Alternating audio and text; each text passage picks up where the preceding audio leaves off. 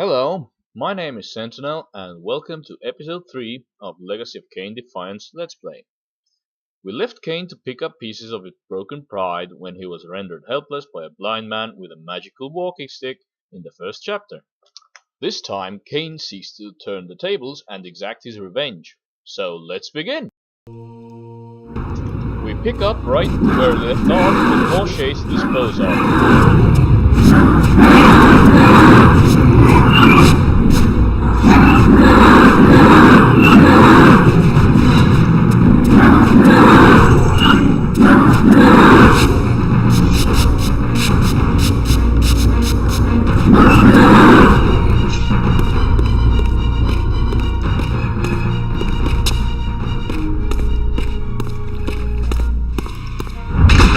This artifact seemed as though it was made for that unusual lock. Now the door could be opened. After a quick exorcism, we find the unusual key for the unusual lock, way back in the Ouroboros room.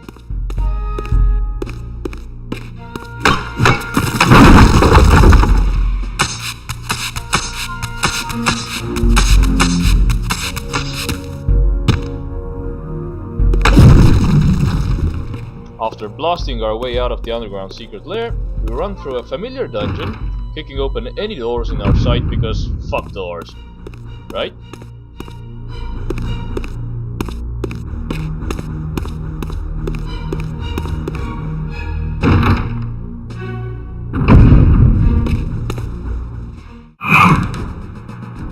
Also, the shade infestation seems to have gotten out of hand. Seraphim should consider calling the Ghostbusters or something.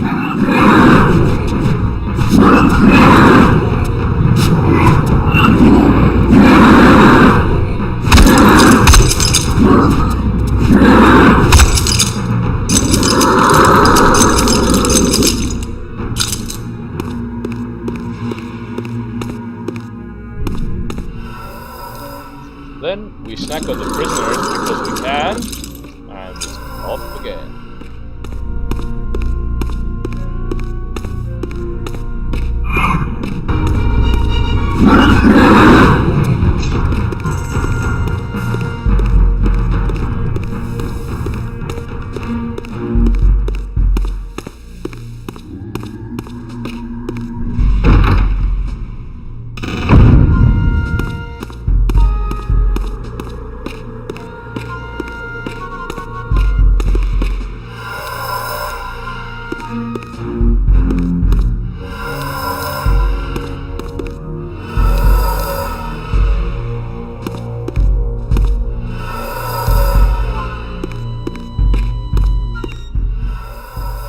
We visit a couple of cells in order to eventually find our prize, which is a TK rune.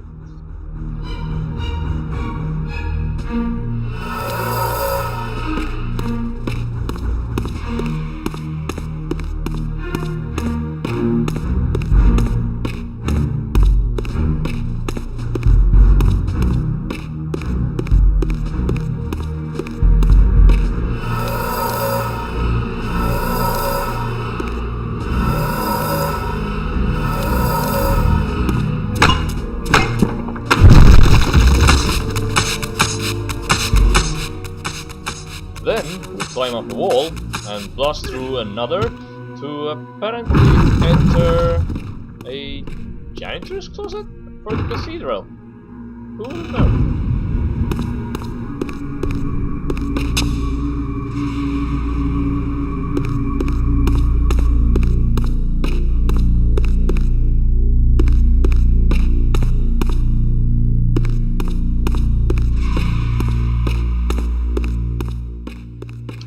Kain is possessed by an old adventurer spirit and decides he must check every nook and cranny, usually for nothing.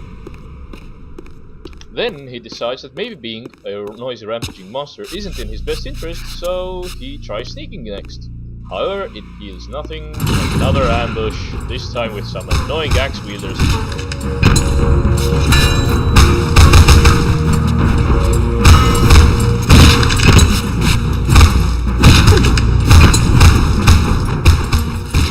whom we horribly massacre as per usual.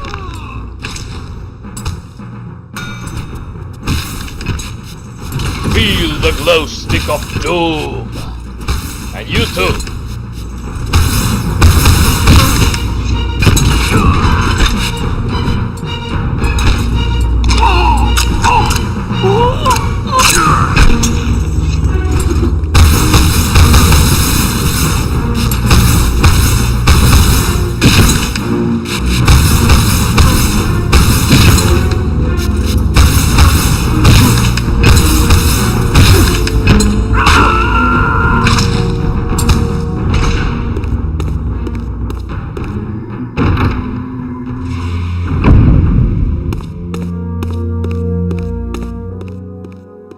It appears that lunchtime is over because the walking buffet has closed.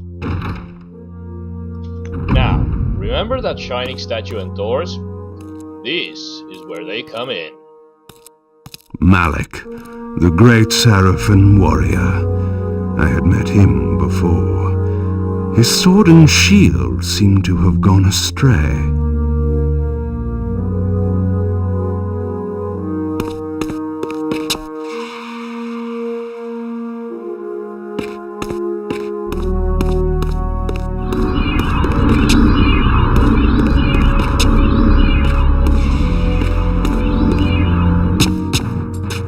After chilling in the courtyard a bit, we are ambushed yet again, and promptly kick their asses.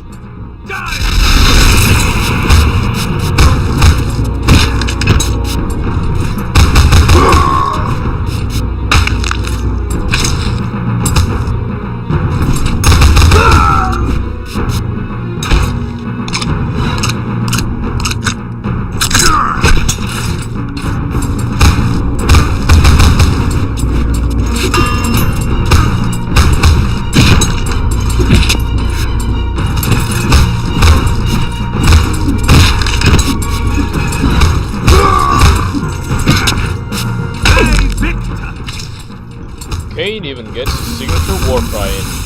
Don't be too excited though, just like the original, you will be hearing it until your ears bleed. In fact, let's do this.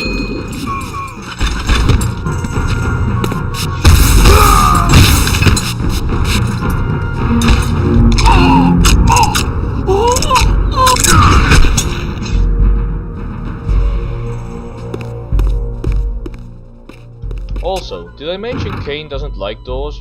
Maybe because of a certain bartender closing the door in his face, leaving him to a horrible death and subsequent resurrection as a vampire.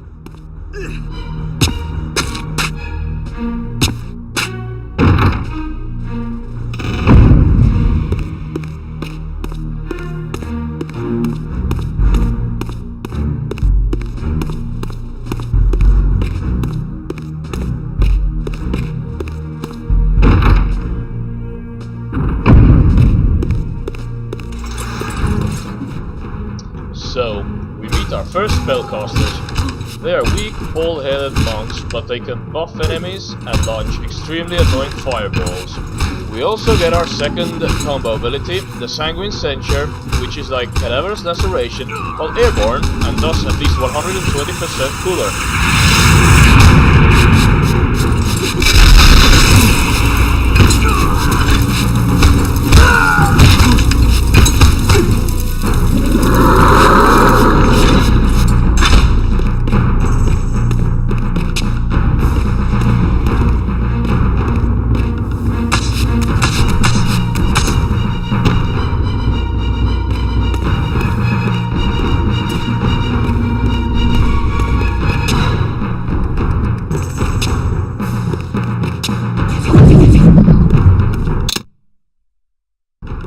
This is one of the most inept guards ever. Couldn't he hear his fellow Seraphin being horribly murdered through that huge metal grate behind him? Tell me, where can I find your master? Quickly, Mobius is... in the tower. Good. And giving out sensitive info? Seriously, Kain is doing the Order a favor here.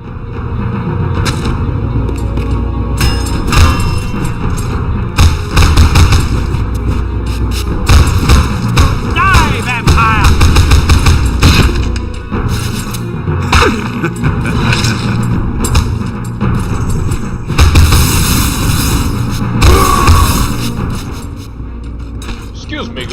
One moment. Okay, continue.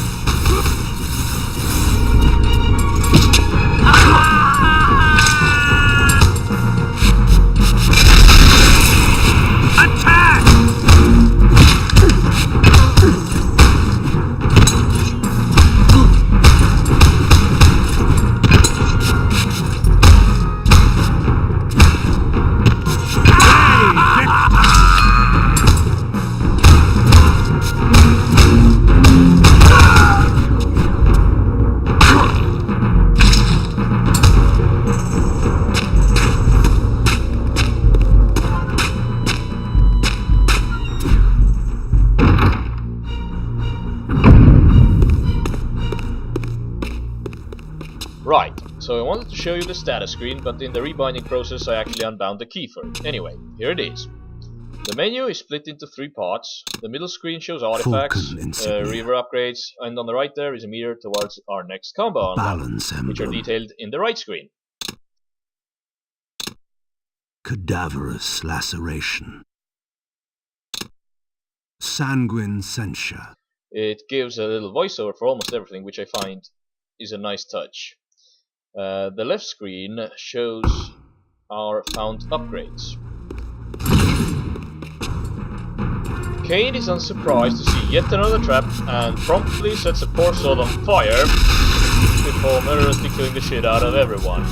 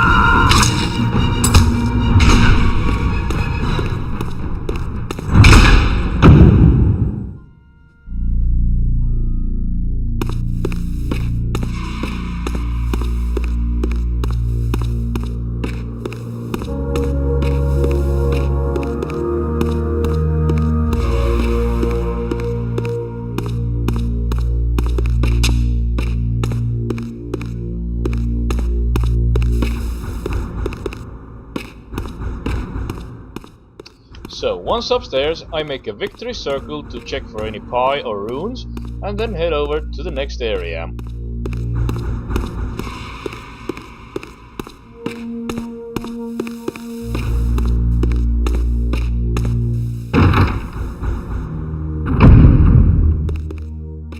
This is the second floor of the walk-in buffet, although you can't really see it that well from up here.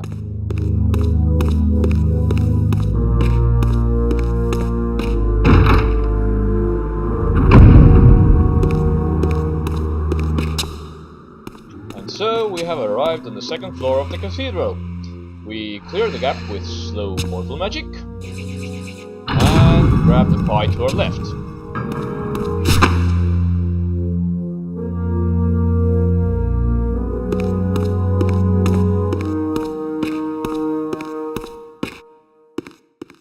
We grab the arcane tome from the corner of the room. Then, one easy block puzzle later, we got ourselves a shield. Malik's missing shield. I hated to restore his dignity, but I would need to return this to his monument before I could progress.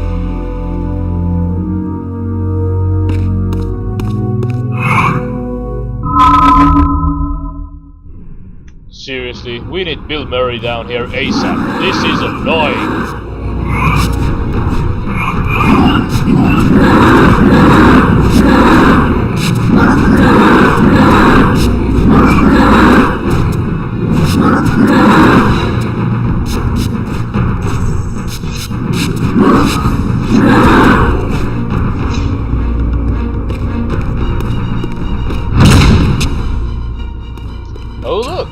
Seraphim want to play. Let's indulge them. Dropping down, we missed the center of the group and release Shockwave. And execute them all.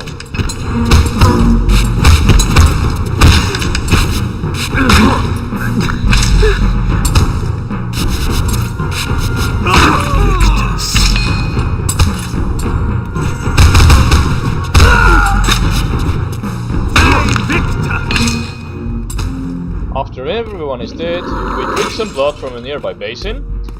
Mobius might be a dick, but the catering is excellent.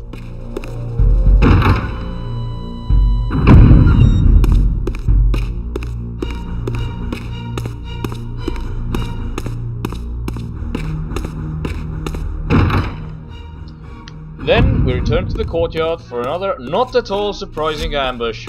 In fact, we just put the shield in its place and go upstairs to have some fun.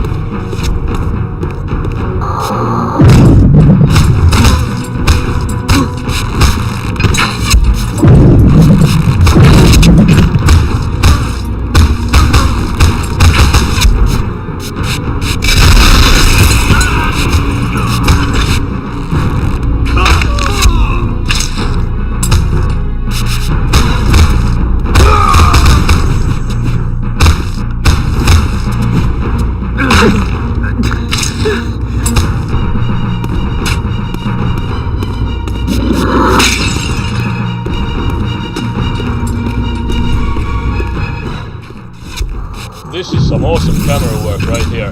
Really, good job!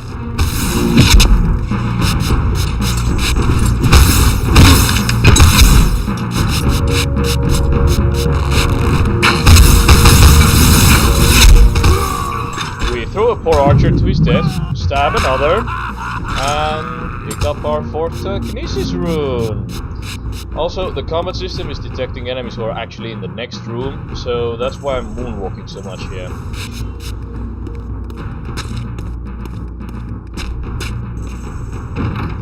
Ah, what a nice day for a stroll on the Palisades.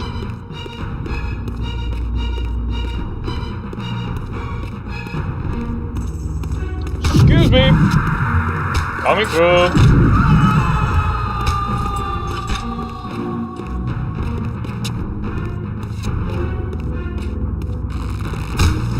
Sorry, I need to pass.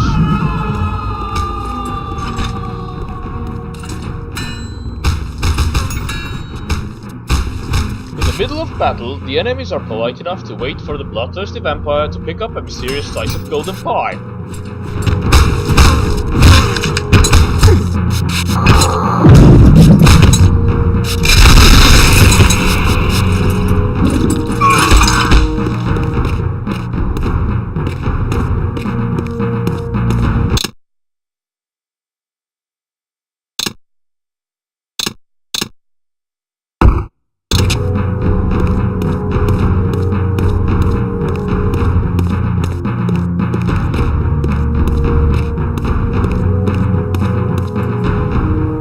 Malik's sword belonged in his right hand. However distasteful this errand was, I would return it to its proper place. So, once we have gotten the sword, we naturally get ambushed in the rear.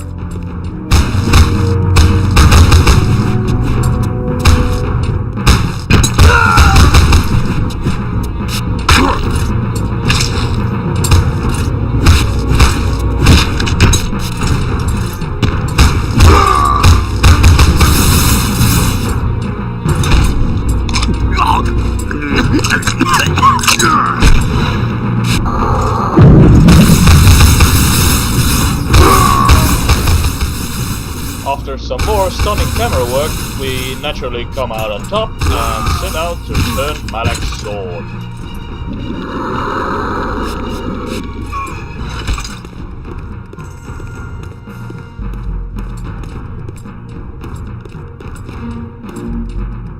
Out of my way!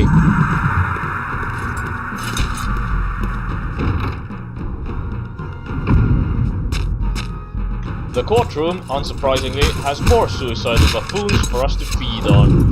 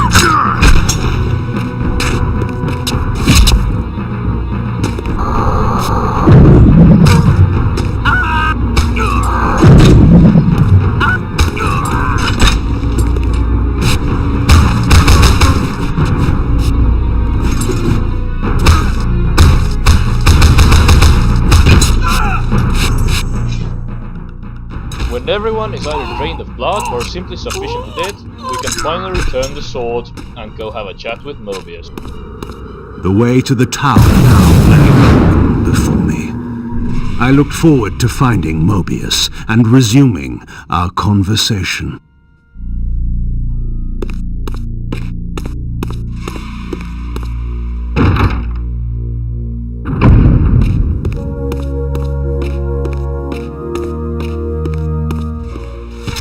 Ow! Damn sneaky archers in the hallways everywhere.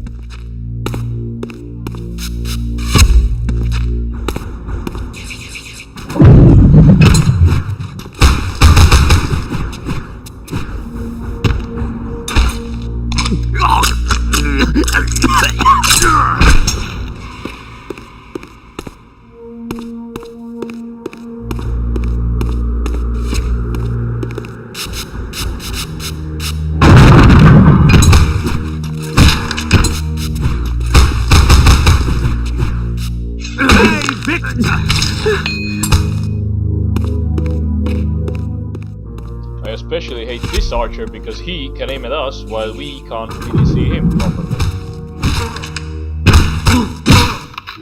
Play, Victor!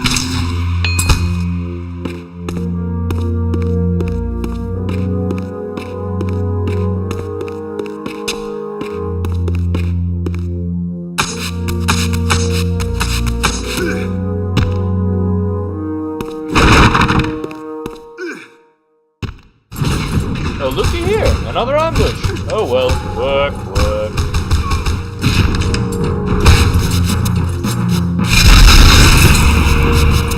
Play, Victor!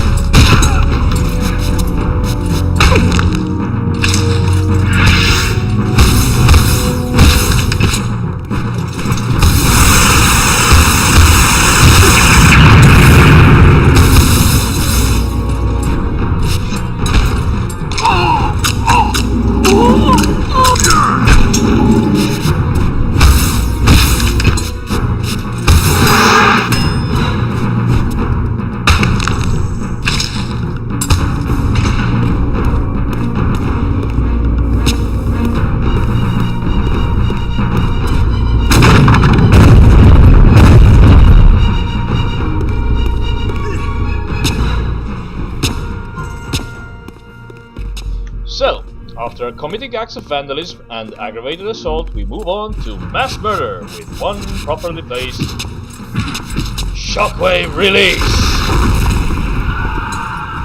Nothing like a chorus of death to cheer Kain up.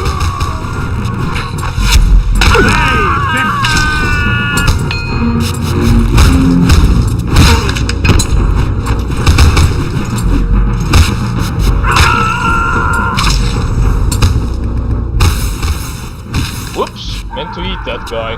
Oh well, can't get it all, I suppose. Well, we clear the jump, after which...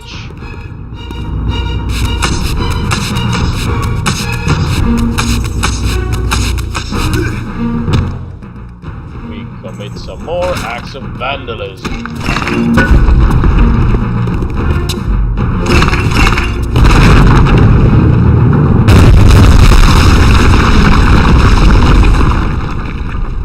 They are insured, right?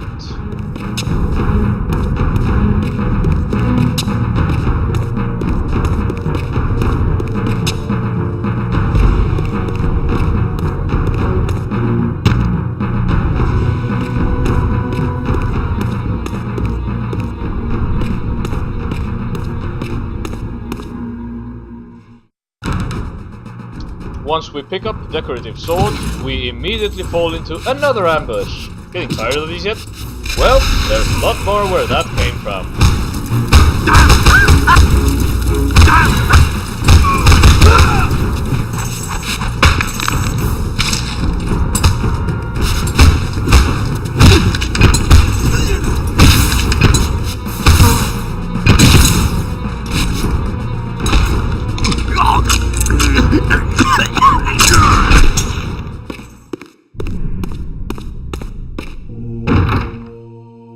Yep, Kain still hates doors.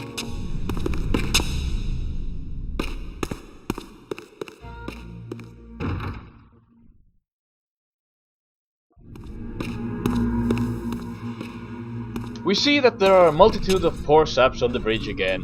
You see where I'm going with this? Good.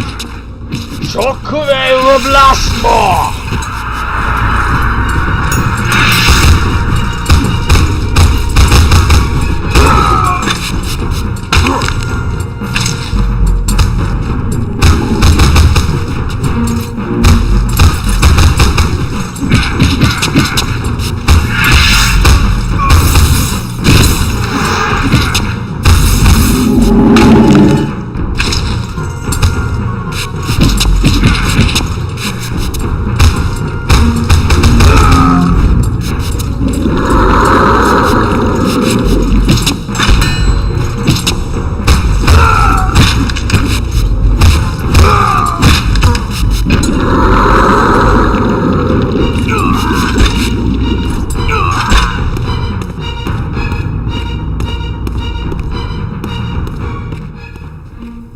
With the decorative sword, we open the room which houses a curious pylon surrounded by scones of fire.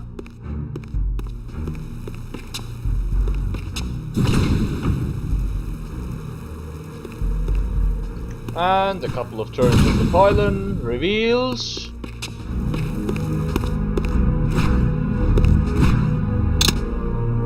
Curious. This artifact, joined with the relic I discovered earlier, appeared to be but one fragment of a larger emblem. This shard was endowed with elemental fire, enhancing both the Reaver and my telekinetic powers. Success! We have learned fire!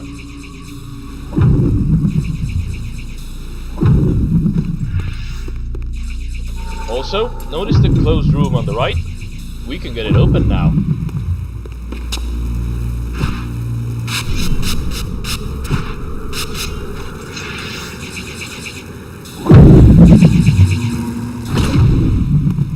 Sadly, there is only a measly tome.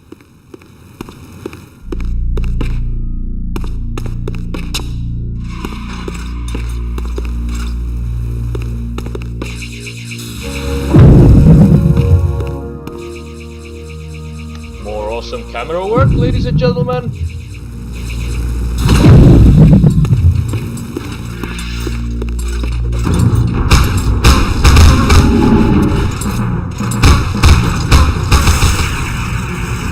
We have just received our third combo ability, Infernal Sundering, which is heaps of fun. Basically, it's a ground slam, so powerful it bounces the enemies airborne.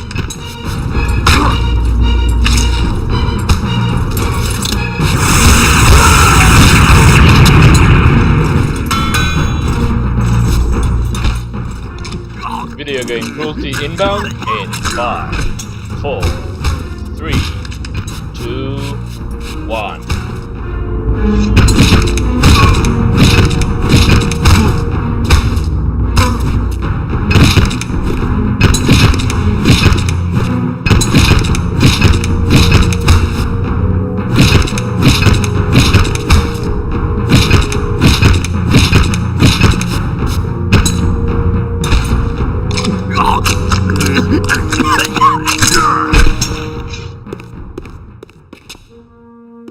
Anyway, moving back across the bridge for the final time.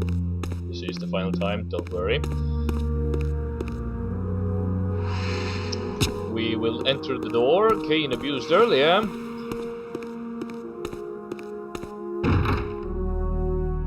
For a jumping puzzle.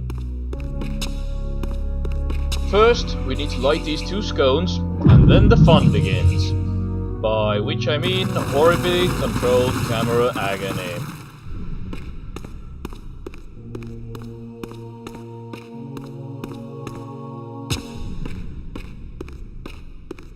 Then we push a button here, causing more blocks to appear, but with a gap, not too difficult.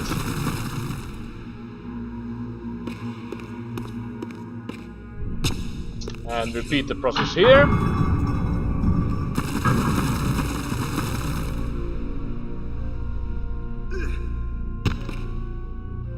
Ah, crap. Oh well, at least the bottom isn't water or anything like that.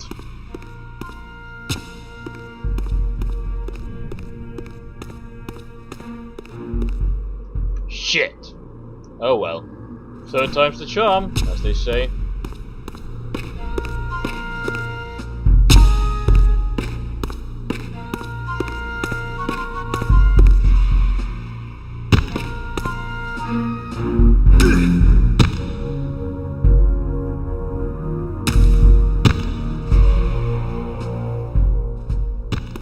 I have no idea how Mobius with his brittle blind ass could possibly get out here.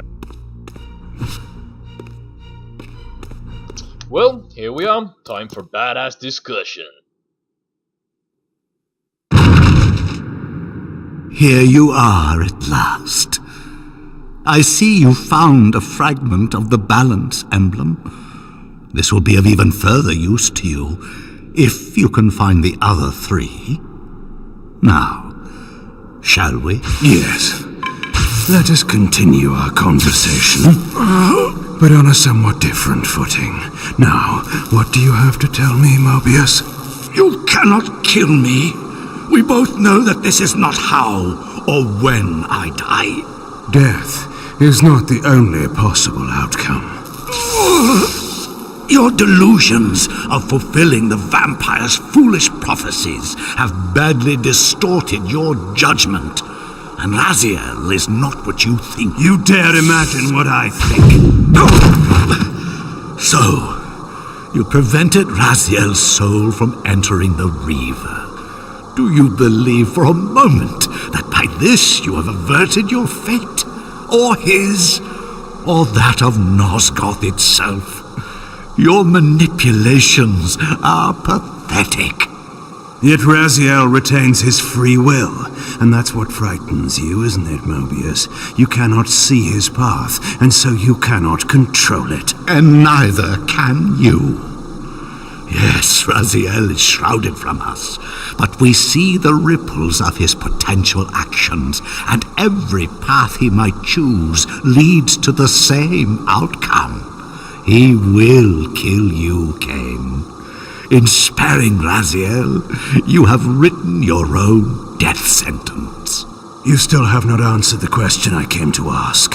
Where is Raziel? He is not, in a true sense, here. Not now. Don't try my patience, Mobius. What have you done with him?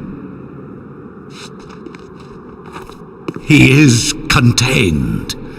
In time, it may be safe to release him. His destiny must be completed. He will enter the sword. But until that time, he is dangerous. Far more dangerous than you could understand. And your incontrovertible evidence? The answers are plain if you know where to look. Go west of the pillars. There you will find a testament written in stone. But stones too can lie. That conversation gave me the most badass chest hair imaginable.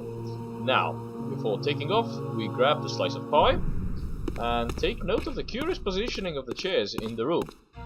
And also, well, what do you know? The bitch can teleport.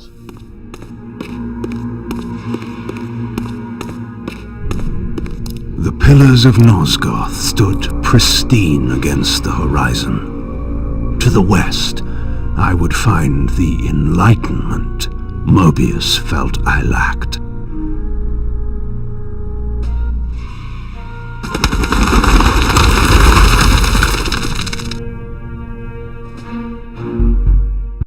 And that's it. Next time, Raziel will find himself in the last place he could imagine. Like, comment and subscribe if you haven't already, and we'll meet in the next episode.